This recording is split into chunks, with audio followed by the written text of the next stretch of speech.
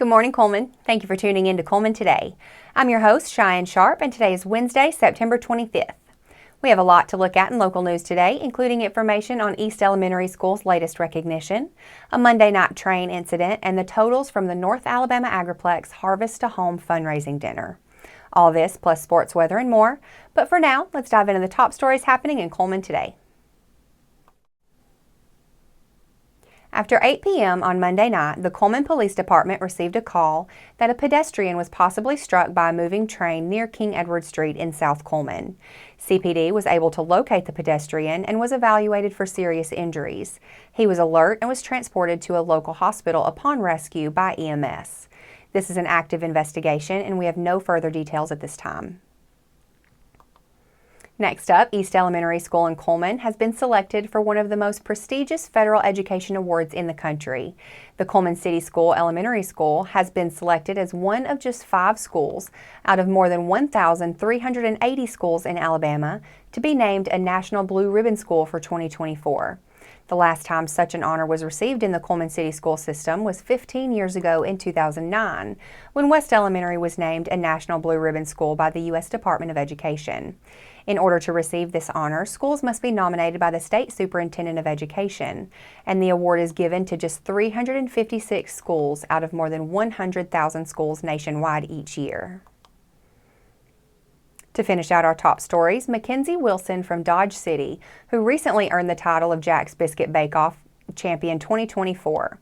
Competing against top bakers from across the region, Wilson took home the $1,500 grand prize in Jack's 25th annual bake-off, held September 19th in Birmingham. Her victory celebrates both her skill and Jack's long-standing tradition of handmade biscuits. As part of the celebration, she'll even be featured on a billboard in Dodge City. Now that we have the top stories out of the way, we're going to take a quick break before returning with sports.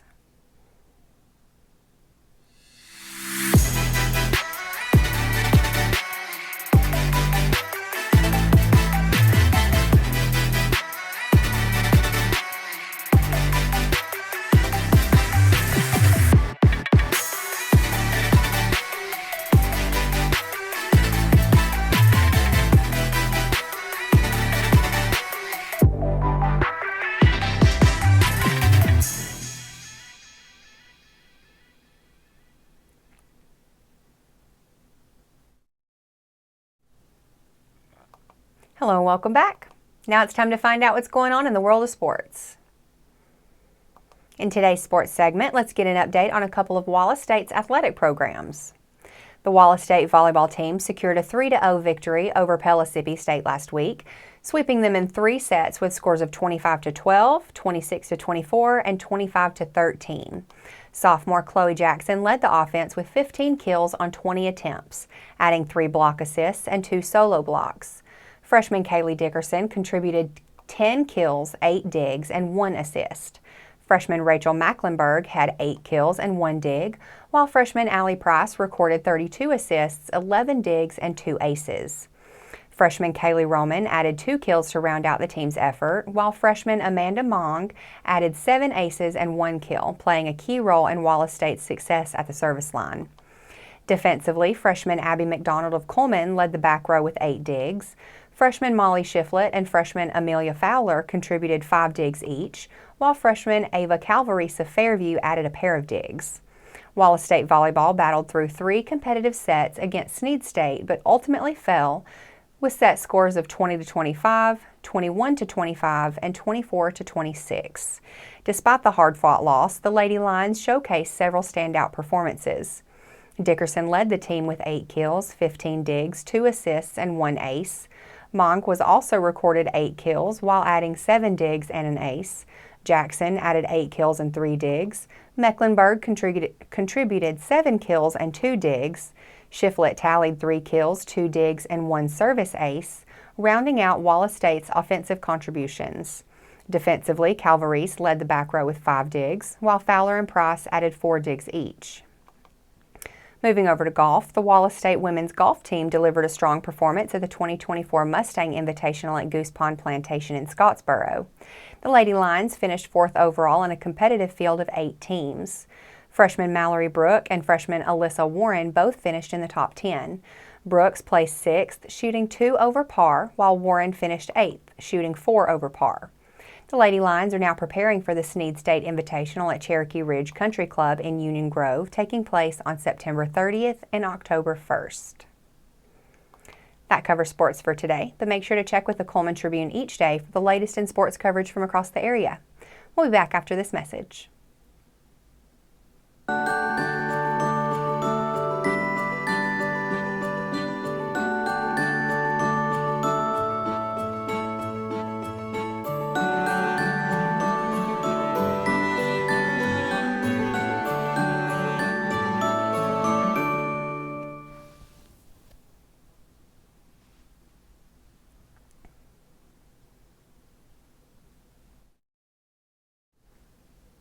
Hello and welcome back to Cullman Today. Now it's time to speed things up with a news rundown. 4 stories in under 4 minutes. Due to recent student behavior at Hanceville Middle School and High School athletic events, all students at Hanceville schools under 8th grade and below must be accompanied by an adult to any athletic event. Students may not be dropped off at the gate and will not be allowed to enter without an accompanying adult. The school thanks you for your cooperation. The North Alabama Agriplex held one of its annual fundraising events on September 12th, the Harvest to Home Dinner. The night helped the center raise funds for its new facility scheduled to break ground in the future. The evening's auctions brought in over $13,000, and the night's total for the Agriplex's capital campaign was $26,261.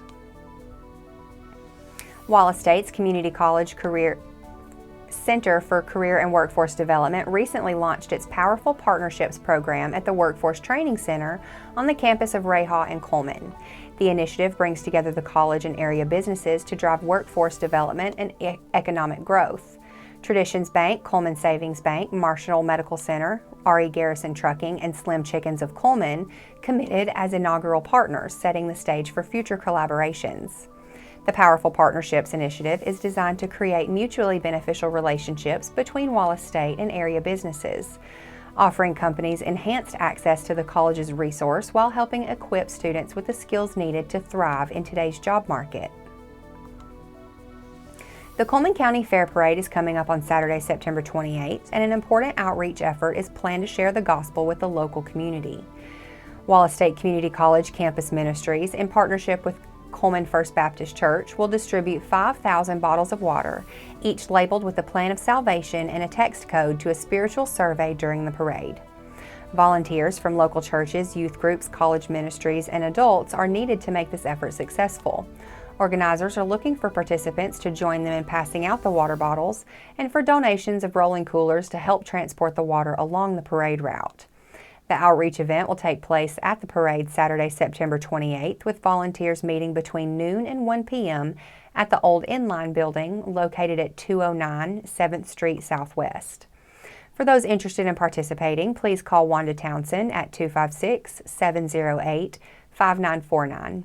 Volunteers are also needed to help pack coolers from Tuesday through Friday in preparation for the event. Reach out to Ms. Townsend for more details on how to get involved. Now for a quick break before we look at the weather ahead and pay our respects with obituaries. I'll be right back after this quick message.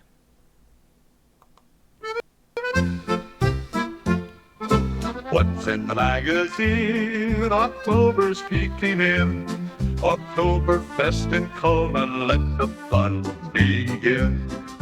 Heroes in our town, business all around, recipes for sharing, joy everywhere found. Colonel Cullman cheers, history in our ears, community so bright, polka through the night. Sports spotlight today, kids come out to play, fields and courts are buzzing in the autumn sway. Germans came to stay, crafts and brews on display. Cullman's heart is glowing in the polka way. Colonel Cullman cheers, history in our ears, community so bright, polka through the night.